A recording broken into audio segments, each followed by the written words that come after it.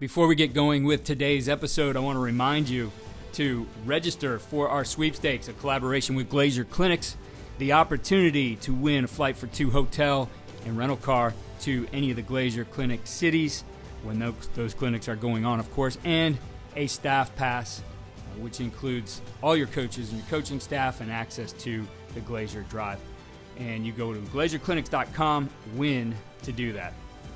In today's podcast, we're going to be talking about how you stay off the ground, save the risk of injury, and really put more of a focus on performance. And joining me to do that, my friend Vince DiGaetano. Coach Dig, always great to talk ball with you. Absolutely, Keith. Hello, how are we doing today? I'm doing great. Always talking to you as you're on the Long Island Expressway. I believe that's where you are right now. Very, very close. Very close. So you're never, when you're around New York, if you're never too close, you're never too far away from it. There you go. So we did a Lessons from the Season podcast, actually video cast the other day. Looking at doing some more of those throughout the off season here. But with yours, we focused on some of the things that you learned from the season. It was a great explanation, some great video there. But one of the things that really interested me is what you've done to put definition to the things we talk about with tempo and finishes that come into play when we talk about what we want from our drills as far as the execution, as well as the things that are going to take some of the risk out of it. And so 4 areas that you've defined: tag, tuck, thud, and ball. So first of all, talk to us about the need for this and why you put more definition to these things, which typically a lot of programs do this.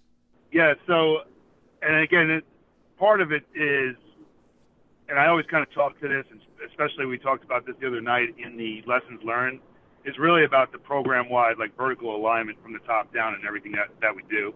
I think that's really kind of important that a lot of this stuff doesn't work in isolation, and I think it goes without saying that, you know, everything that I do might not be good for somebody else, and everything that somebody else does may not be good for them, but there's kind of concepts and elements that you can take out of it and then kind of fit into what you're trying to do. I think we all do that in this time of the year. I think we all reflect and we all look. I think one of the things, though, in looking, not this season, but even last season, and I think when we talk about last season, we're actually talking about the spring season coming out of COVID by having the back-to-back without having a fall season last year.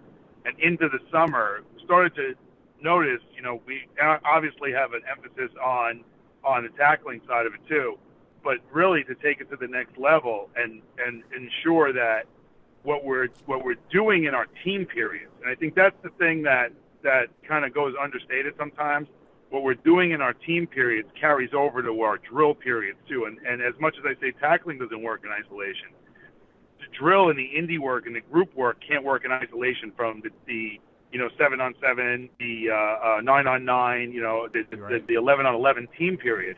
How that kind of works too. So, because I noticed that sometimes in not what we do, but in how we explain it, how we define it, and how we teach it, there was a little bit of a gap there in like what we were doing. So, starting off in the summer, when we started to introduce the drill work, we started to really look at being a better team when we talk about being a better thud team, right? How can we be a better thud team? And our head coach, Joe Conlon, talks all the time about practicing like a professional and keeping off the ground, right? Keeping off the ground, because we all know being on the ground is obviously player versus ground, player versus player, taken to the ground with force presents a risk of injury. But just as much of a risk of injury for that is the other player that trips over a player or gets pushed over a player or gets rolled on by a player on the ground. So in order to be a successful team, you want to obviously be a healthy team, and you want to be able to keep players for the long haul, for seasons, and you don't want to lose them to injuries we all know are part of the game, right? We get that there's an aspect of that, and there's always plays that we're trying to make the game safer too, but the reality is you don't want to do that in a practice setting, especially in a non-live situation, right? In a non-live situation where you've slowed down the tempo or you're significantly putting the emphasis on staying off the ground, right? You want to go ahead and make sure that at all aspects of it, you're trying to do that. And the area that, you know, an input to do that was in this arena of tackling too. So when we looked at it, obviously that was one of the primary focuses. that is program-wide, but looking at how we actually expand to players. The one thing about players these days, as opposed to like when we were a little bit younger, not the back in my day speech, but it's like they don't have as much imagination of what things are as we did, right? Because everything's kind of presented to them straightforward, right? Mm-hmm. Everything, there's instant answers. It's a generation of an on-demand area. You can Wikipedia something, you can Google something, you can do whatever. If you need an answer for something, you can find an answer for something. It doesn't really require a lot of imagination. So in order to go ahead and really meet the needs of our players, you really got to clearly define some stuff for us too. So when we kind of talk about Thud, and they've grown up in the area in the age of Thud and the changes to the game and making the game more efficient when it comes to that, it became clear that we had to go ahead and define it for them, like what that means, right? Right. And in doing so, I mean, it's an age of acronyms too, right? It's an age of acronyms. So kind of came and put all of those kind of things together. So that kind of satisfied the need for the whole entire thing and the process for it. And then it really became about like implementing it, overseeing it, and then continuing to work it throughout the season too. So let's start with your acronyms. And I think acronyms in a lot of ways start to get annoying to me because a lot of them seem forced.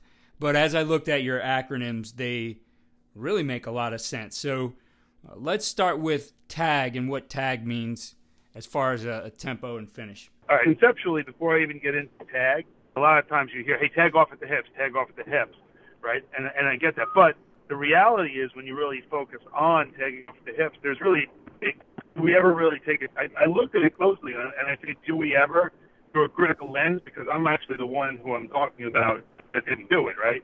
Do we ever really look at the two main aspects of tackles that we look at, right? We look at those profile, those head-on type of tackles, right? The shimmy tackles, however you define it, like you really have it into two subcategories, like the in front or on the back angle tackles, right? And we all know we're really going to rarely do a lot of stuff that's going to be from behind, especially on live bodies. The stuff from behind, usually that's going to be like the ankle taps and the things on tags and whatever the case may be. So the biggest part about the tag piece is about being able to tackle angles and grabs. And that's how we like define it, right? So when we talk about tackle angles, right, we usually talk about being on the back hip. One of the rules that obviously we have when it comes to is staying off the legs. We're going to stay off the legs if we're going to stay high, right? But it's really, really tough to define in a Thud period, when do I go ahead and stay off the legs? You got guys going head and giving 100% effort to the football. And the reality is you start to define it by saying if you're on an angle tackle or a back angle tackle, you're going to end up tagging off, right? You're going to tag to the back hip. And one of the things that kind of took from guys throughout years and thought logically about is, we've taught players to tag with their palms up, right? Which is, right. But then you really think about it, on a back angle tackle, you're tackling with your palms up, but you're going to get the full extension of your body. If I'm going to get the full extension of a body, I'm going to be able to look at my fingertips up, right, when it comes to that side of it too. And as I'm actually talking to you, it's tough, but I'm actually doing it live in front of me, which nobody can see, which makes me look pretty foolish here. Just don't get in an accident. That's correct, not a problem. But the other part of it too is that when we taught to tag the back hip, we taught to go ahead and put the fingertips up and get the full extension of the hand, right? The full extension of the hands of the back hip. Because in doing that, you gain the trust in yourself to understand what your range is, right? What is your actual physical range? And when we start to measure the range, right, and you look at why these measurables matter, why do long arms matter, right? Why does the ability to go ahead and get a broad jump matter? It matters because it adds the ability for you to have range for when you take off. And it kind of explains that when you look at the tackler's range and you look at it on film and they're back hip tagging with their fingertips up, you're like, you're going to need 3 more steps to make that tackle, right, before you go ahead and reach out. And a lot of times we end up that they get really, really close to it, and then they go ahead with their palms up and they tag the back hip on an upward strike. That's probably not what they're going to end up doing. They're going to end up driving through and driving off that front foot through the body. So when we talk about the idea of the tag of tackling angles and grabs, first start with the back angle, right? And we do that on like the day one. The other piece of it too, if it's head on, now I'm going to need both hands to almost be in that cup fashion to be able to go ahead and get to both hips and drive my hands through there. So it's going to be a much different fashion if I'm straight on, right? If I'm going ahead and tack, and that really, we talk about the grass aspect of tackling grass, right? So we talk about tackling grass, we're talking about open space. So, and we talk about all the time, if I want to be a goat, I got to eat the grass, right? So I want to eat up defenders' space.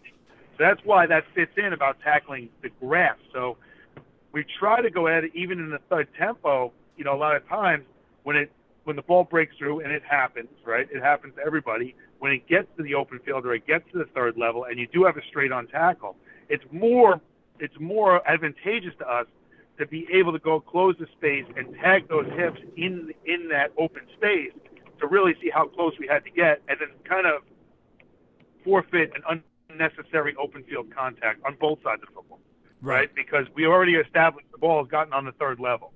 We've already established we have a problem. Let's go ahead and get to a place where we're going to make that physical contact, but it doesn't need to be a collision at the third level.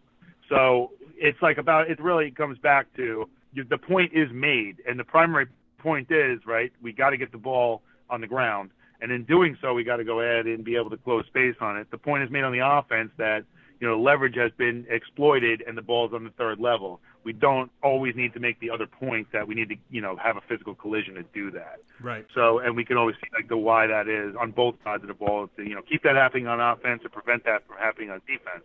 And not to go without saying our ability to do this also in the kicking game, right? Because you rarely, if anybody, I don't even know anymore at any level, gets too many live reps of the kicking game in practice. No. I would be hard pressed to see that. It's very, I mean, that's really, everybody asks the question about how much live do you go in. It's obviously in season, it's very little. Depending on where you are in the spring season, obviously you have a little bit more opportunity to.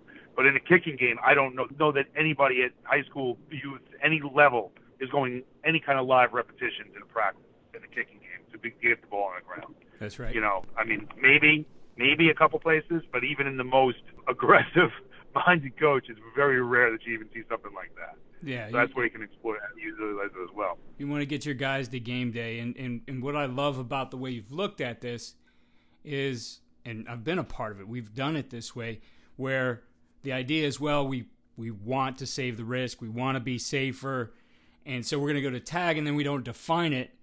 And as you pointed out, there's a lot of things within tag that can put you in a position that's going to be very like carrying the full thing through, where you see a lot of these guys. Now it has definition where, number one, they understand what to do, and when you're looking at practice back on film, did they get in the right position? Those are things you can point out. Those become teachable moments where when this was very undefined and you're whizzing by guys and tapping them on the hip or whatever it might be, or just letting them go because they're in front of you, it's not getting a whole lot out of that. So this is definitely giving you something better in terms of performance.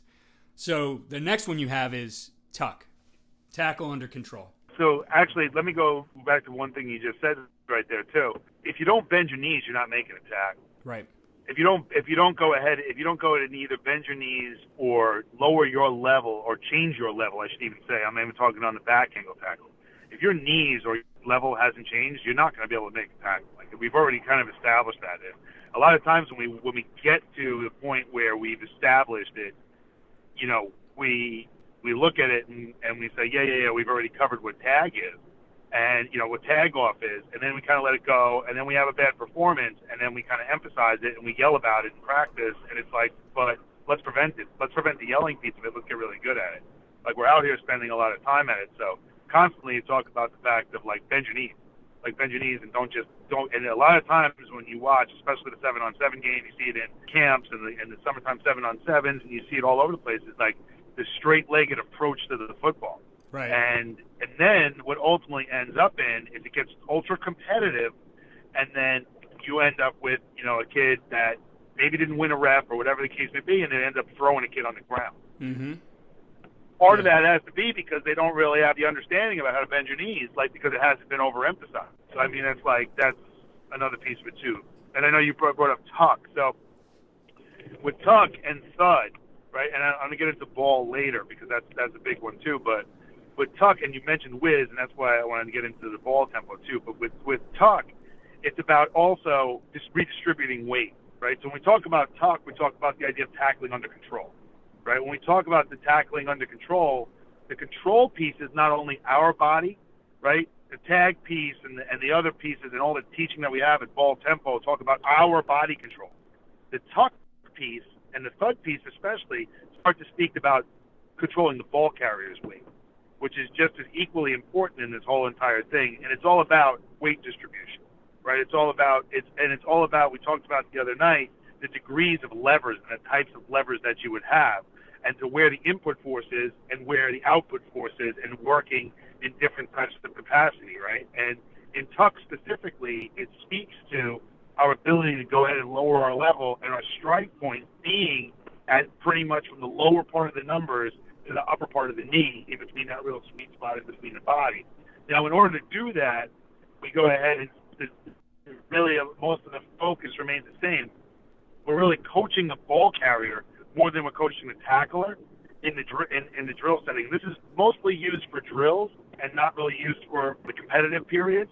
With the tuck, though, we're asking that ball carrier to hop in the air, right, and to leave their feet and get on the vertical knee. And the reason we're doing that, and again, a lot of the times we've looked at these things, and they're just things that we do, right, in the past. But one of the reasons we're really emphasizing this is because we're trying to redistribute the ball carrier's weight on contact, right? So one of the things we're obviously emphasizing is our ability to strike on the rods, right? So we want to lower our hips. We want to get shoulder contact on the near number of the ball carrier, on the lower part of the near number of the ball carrier, and we want to go ahead and strike on the ride.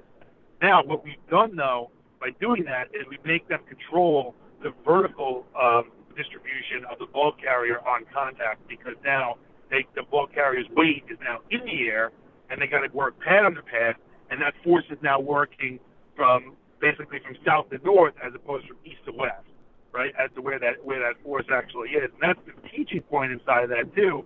But it's a way for us to kind of go and overemphasize to it, too. And, yeah, some people do it by changing angles of bags, whatever the case may be, but we notice a lot of times, especially in the drill work, that both players are generally straight-legged, and the first thing they do is they'll drop their hips behind them, and it just becomes like the old school, like, Oklahoma-type force in between the two. But it's a way for us to get resistance without having to have a circus act to do it, right? And that's one of the things, like, we're not trying to have all these different bells and whistles and set up of drills and have to over-explain it, and there's really cool drills, but it's just a very simple way to redistribute weight and redistribute force, because ultimately, and the question we already have is about live competition. It's always going to be about how much live competition. And you say to yourself, what are we trying to really manifest? Speed and power, right? We're trying to get speed and power, and how we counterbalance speed and power here, right, with this is be able to redistribute where the load is going to be, so that we can redistribute where the force is going to end up being on the ball carrier. So that's one of the ways we do it with the tuck piece of it, too. Primarily used for drill work, because we don't slow it down in there for the competitive period, but it manifests itself in our ability to go ahead and try to translate that piece into actual thud drills themselves. Right. It's so important when you're creating drills, whether they are full live go drills or something in these different tempos and finishes you've talked about. All drills need to translate to the full context 11 on 11 of the play in a game, right? And if you're designing things or you're working things that don't have that carryover, how much are you accomplishing? It's kind of just like you have some activity. There might be a couple things you do, but you're not getting the most out of it. So to have the carryover and be able to communicate this way that, hey, this is tag or this is tuck or this is thud, now starts to give you that synergy between those periods. So what you're doing in individual is going to carry over to your group, to your team, and all the things that you do. And I think one of the things to emphasize, too, is go back to the vertical alignment piece, right?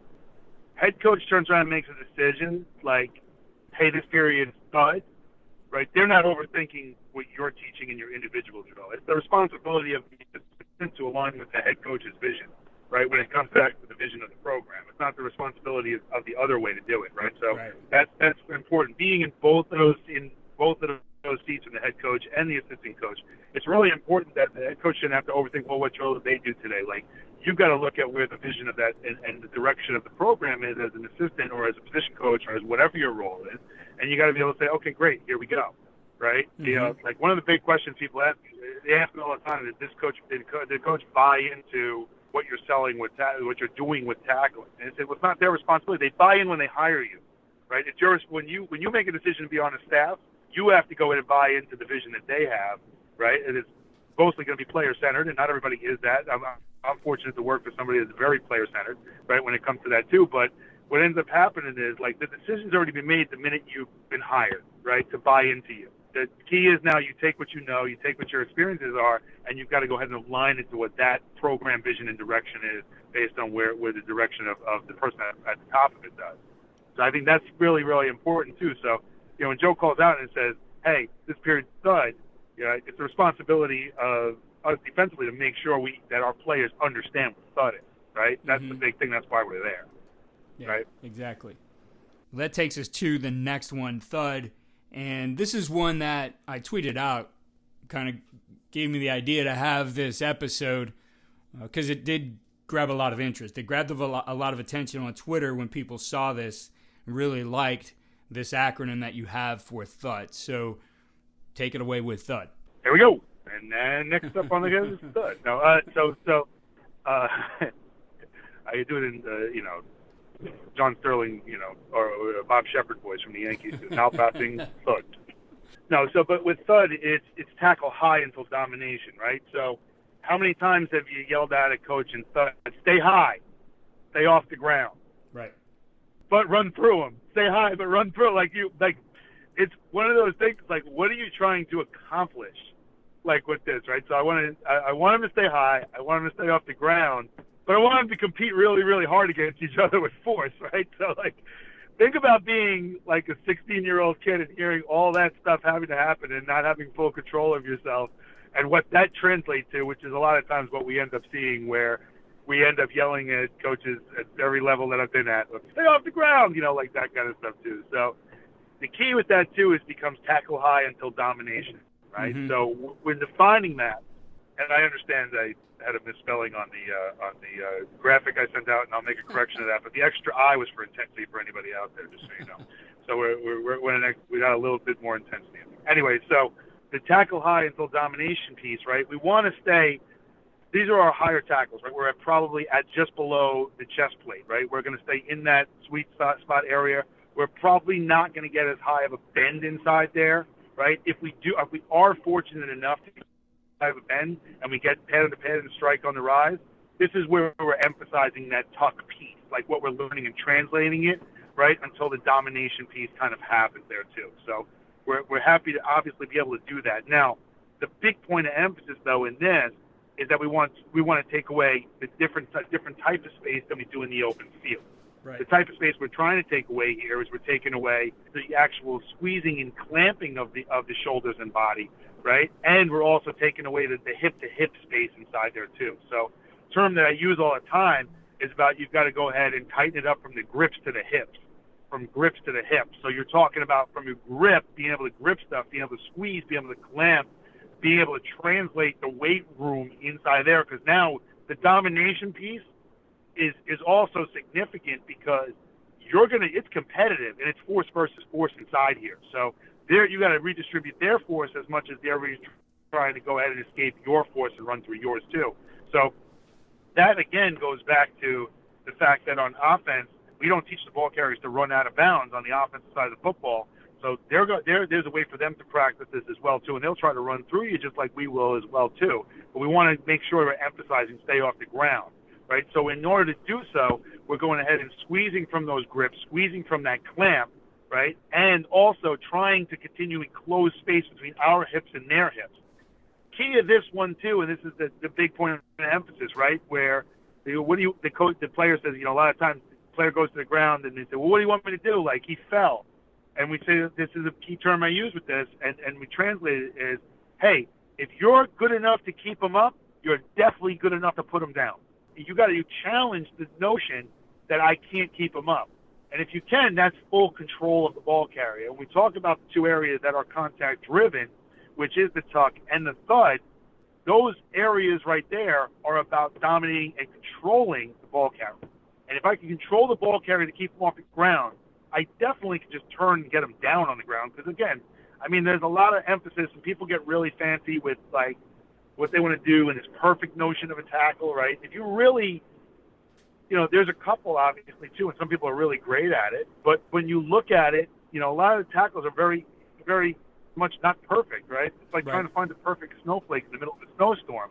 It's not always going to be the case, and you're emphasizing like getting more players to the ball. If you have more players to the ball and you're trying to go ahead and take shots at the football, you're not going to have a lot of like textbook dominant tackles, and that's just fine. And you're going to have a lot of misses. You're going to have things like that too.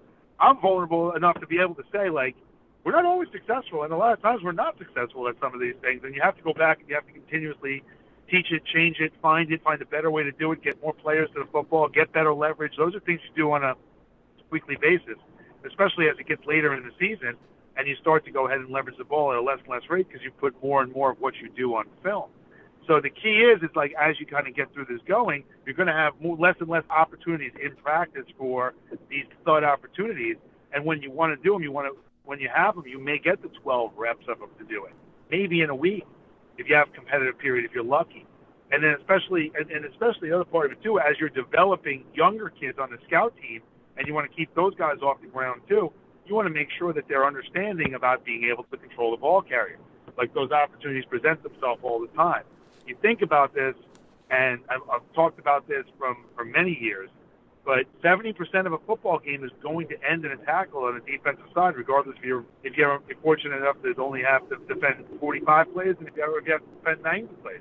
It's still going to shake out about the same as 70% of it is. And probably only 4 to 6% of your practice is going to be tackling drills.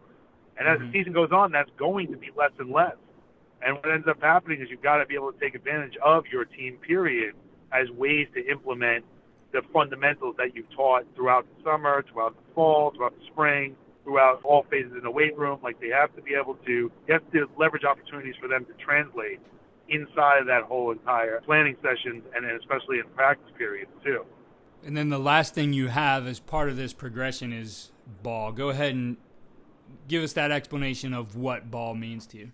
So you mentioned the word, you were talking about whiz by too, and I've been in places where it's been whiz by, and we just had, coach uses the term ball tempo, and that's the one that we use. So it's about the vertical alignment of putting into place what does a non-contact period look like, right? So we're at ball tempo.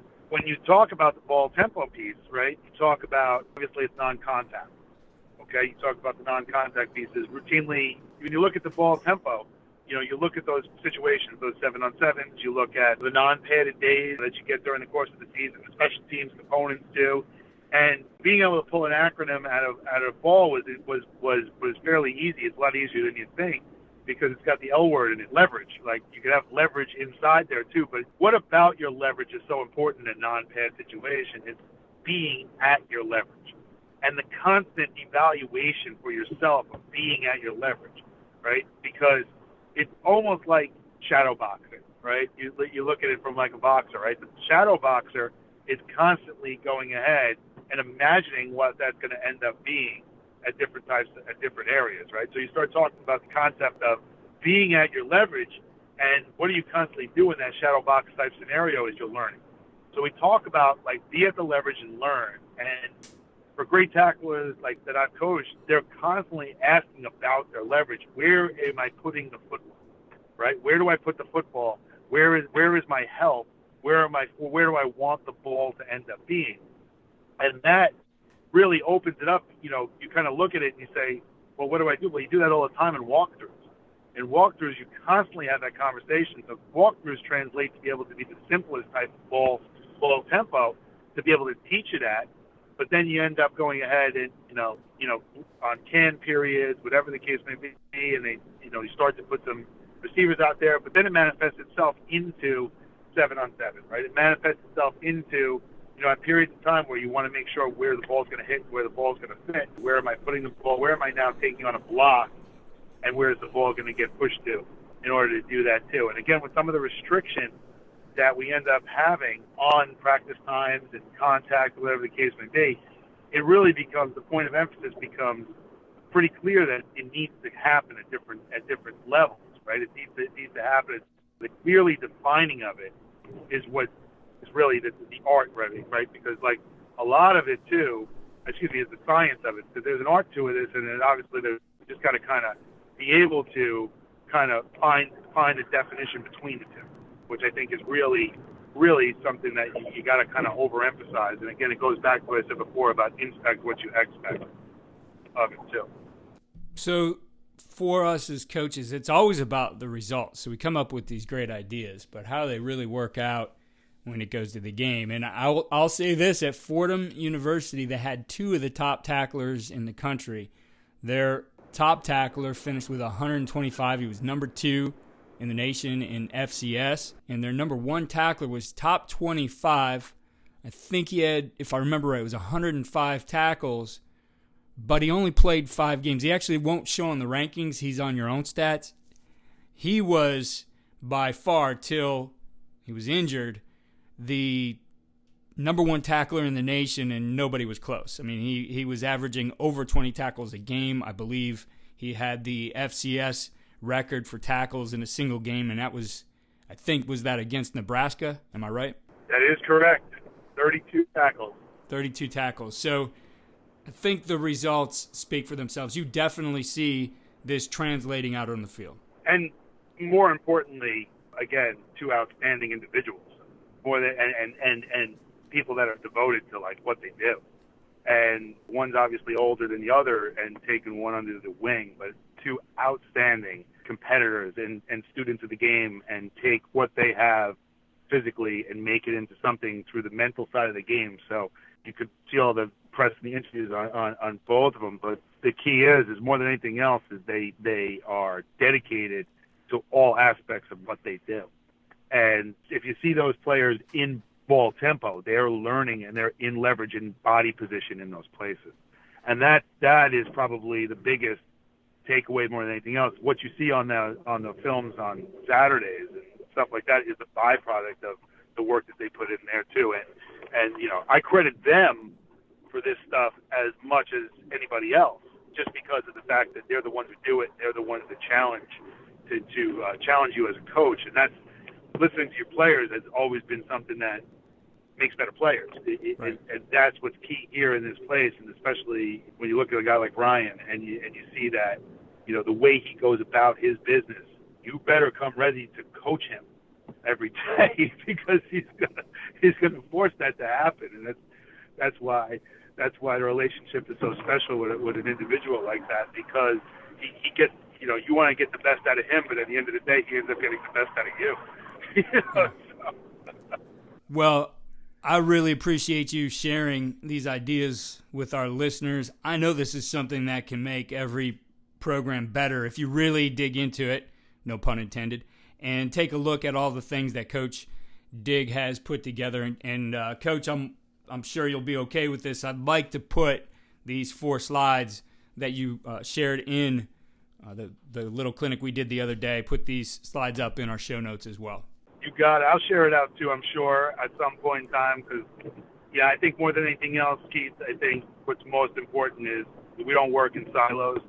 I mean, there's no hidden secrets. I mean, there's every day you're out there, these championship games and these rivalry games, and especially these bowl games. I mean, these are the time of year where everybody's stuff is really on display, and you know, what we do fundamentally is no different. But I think the biggest point of emphasis with all of this, more than anything else, is what works for one doesn't always work for the other. But you think of the concept, and you say to yourself, you want to coach as fast as possible. You want to coach as comfortable and as fast as possible. So it's about taking what you learn and about putting it into the way you do it in all aspects of the game, rather than I worked for a great coach when I first started coaching in college, Clayton Kendrick Holmes, and he would say all the time, he's like, I don't want to see somebody else's drill tape out there. I want to see what is meaningful for our players. And I think that's always stuck with me in every aspect of what I've done coaching-wise. and then go to other places, and especially where we are now, about being great teachers and being about players. You take a little bit from each kind of scenario or interaction that you have, and you kind of mold what your coaching approach and philosophy is. But the big thing is, it's not just about reproducing this concept or reproducing it word for word always. Sometimes, yes, you do. Not to say you should never do that, but really making sure that you have your version of the thing that you're taking from each individual thing, I think is probably the best advice I can give to anybody, especially when it comes to creating something like we kind of created here. I love it, Dig. It's great advice, all of it. I love always how you think about the game, and certainly that you come on the podcast and share those things here. So as you know, you're welcome anytime. I talk to you just about every day, but anytime you would like to actually share those things to an audience, you're welcome here. Thank you, sir. Absolutely. Thank you again for listening to the Coaching Coordinator Podcast. I'll share that slide out on social. Follow me on Twitter at Coach K. Grabowski for that, as well as put it in our show notes on coachingcoordinator.com. Remember to register for the sweepstakes. We are awarding that next week on the 12th, the 5-year anniversary of the podcast. Thank you again for our listeners and for your support.